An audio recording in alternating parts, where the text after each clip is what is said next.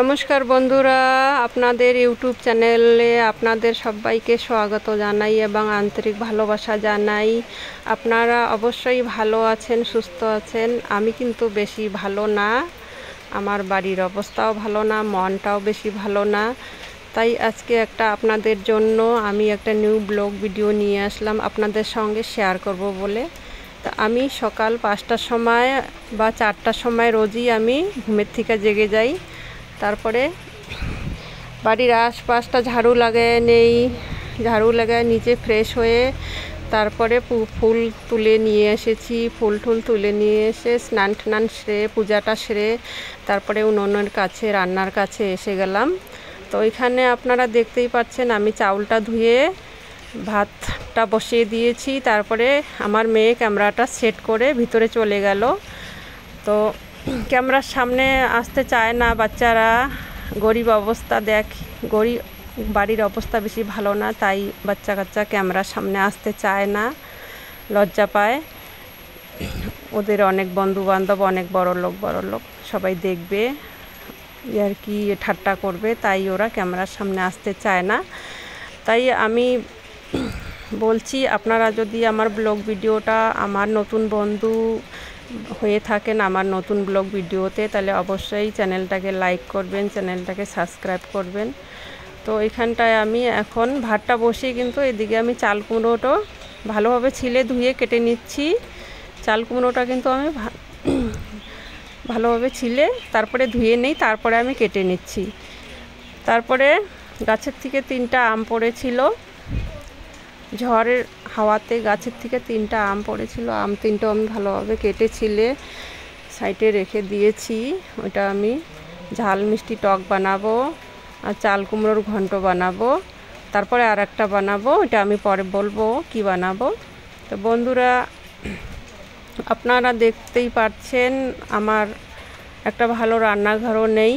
আমি একদম বারান্দায় খোলা জায়গায়, আর মাটির বারান্দা, মাটির বাড়ি, খুললে একদম চারদিকে ঘেরাও নেই। পিছনে আপনারা দেখতে পাচ্ছেন ওইখানটায় আমার জুতো আছে। আমার বাচ্চার 3টা ছেলে একটা মেয়ে, ওদের জুতোগুলো পিছনে রেখে দিয়েছি। তো আমার 3টা ছেলে আছে, কিন্তু এত বড় না ছেলেগুলো, কামাইয়ের উপযুক্ত হয় নাই যে ওরা পয়সা কামাই করবে বা ইনকাম করবে, এত বড় না, ছোট, বেশি বড় না ছোট না। এখন ওরা বাচ্চা, আর ওর বাবা বাইরে থাকে, বছরের পর বছর যায়, তারপরে বাড়িতে আসে। বছরে বাস একবার বাড়িতে আসে, ওই কালী পূজার সময় বাড়িতে আসে, এসে 1 মাস বা 1.5 মাস এরভাবে থেকে চলে যায়। গ্রামে এদিকে রোজগার করার মতো কোনো বুদ্ধি নাই একদম। আমাদের যে আমরা যেখানে থাকি এখানটায় কিন্তু সবাই এখানকার লোক চায় বাগানে কাজ করে। আমরা আবার চায় বাগানে কাজ করতে পারি না, আমাদের শরীর খারাপ হয়ে যায়, অভ্যেস নাই তো। তাই আমার হাজবেন্ড বাইরে থাকে, আর বাড়ির সমস্ত দায়িত্ব আমার কাছে। আমাকে বাজার করতে হয়, বাজারে যেয়ে সব কিছু কিনে আনতে হয়, তারপরে বাড়ির কাজকর্ম নিজেকেই সব কিছু করে নিতে হয়। আপনারা এর আগেও আমি অনেক ব্লগ ভিডিও পোস্ট করেছি, আপনারা সাবস্ক্রাইব করলে অবশ্যই দেখতে পারবেন। কতগুলো ভিডিওতে আপনারা দেখতে পারবেন আমি নিজেই বাজারে যাই, মার্কেট যাই, আমি সবজি বাড়ির যা কিছু লাগে সব কিছু আমি মার্কেট থেকে কিনে এনে বাড়ির। তারপরে এখানটায় ভাতটা দেখা যায়, ভাতটা কিন্তু কালকে রাত্রের ভাত, জল ঢেলে রেখে দিয়েছিলাম। একদম ভাতটা ভালো আছে, তাই গরম ভাতের সঙ্গে ভালোভাবে মিশিয়ে বাস একবার এইভাবে আঙুল দিয়ে দাবিয়ে দেখলাম ভাতটা হয়ে গেছে, আর অল্প একটু হবে। ঠান্ডা ভাতটা যেহেতু দিলাম, তাই ভালোভাবে ভাতটা একবার গরম করে নিতে হবে। তো ভাতটা কথায় বার্তায় ভাতটা হয়ে গেল। এখন ভাতের জলটা বের করে নেই এইভাবে ভাতের জলটা বের করে নিচ্ছি। তারপরে ভাতটা এইভাবে একটু ঝাঁকাঝাঁকি করে এদিকে উনুনের উপরে রেখে দিলাম। অল্প একটু জল থাকে ভাতের মধ্যে, ওইটা শুকিয়ে যাবে আর ভাতটা ভালো ঝরঝরা হয়ে যাবে। তাই উনুনের উপরে আরেকবার এইভাবে রেখে দিয়েছি। তো এখন কড়াইটা বসিয়ে দিচ্ছি, দিয়ে ভাতটা ভিতরে রুমের ভিতরে রেখে আসি। তো বন্ধুরা, আপনাদের আমার দুঃখের কথা আর কি বলবো, আপনারা ভিডিওতে আপনারা দেখতেই পাচ্ছেন। তো এইভাবে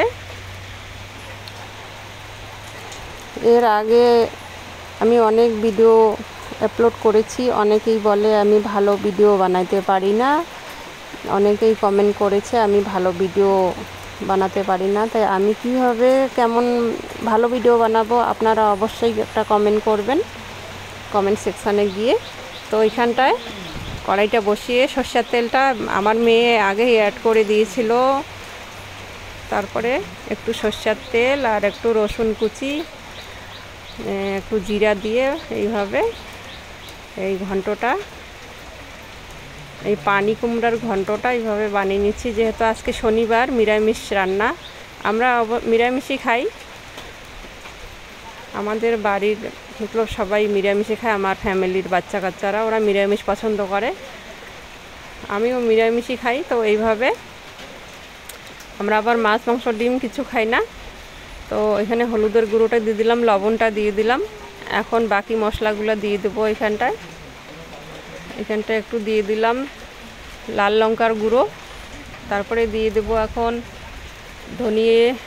এখানটায় ধনিয়া গুঁড়ো একটু দিয়ে দিচ্ছি, তারপরে এখন দিব একটু জিরে গুঁড়ো। তো জিরা আর গোটা ধনিয়া গোটা জিরেটা আমি কী করি, মার্কেট থেকে কিনে নিয়ে আসি, গোটা জিরে আর ধনিয়াটা নিয়ে এসে ভালোভাবে কড়াইতে রোস্ট করে নেই, রোস্ট করে নিয়ে তারপরে আমি ওইটাকে ভালোভাবে একটু গুঁড়ো করে নেই, গুঁড়ো করে ছোটো ছোটো ডিব্বেতে ভরে রেখে দেই, বাটাবাটির ঝামেলা থাকে না। হালকা ভাইজে নেই, বেশি না, জিরাটা অল্প হালকা কড়াইতে বাস একবার ভাজা করে নেই, হালকা ভাজা, একদম জাদা না, বেশি করে ভাজলে আবার তিতো হয়ে যাবে। জিরাটা একটু অল্প গরম করে নেই, নিয়ে গুঁড়ো করে রেখে দেই। আর আমি গোটা ধনিয়াটাও আমি মার্কেট থেকে কিনে নিয়ে আসি, নিয়ে এসে ভালো করে পরিষ্কার করে ধুয়ে রোদ্রে শুকিয়ে তারপরে আমি একটু রোস্ট করে নেই, অল্প একটু গরম কড়াইতে একটু ভাজাভাজি করে তারপর ঠান্ডা করে তারপরে আমি ভালোভাবে গুঁড়ো করে নেই, গুঁড়ো করে এই ডিব্বেতে ভরে ভরে রেখে দেই।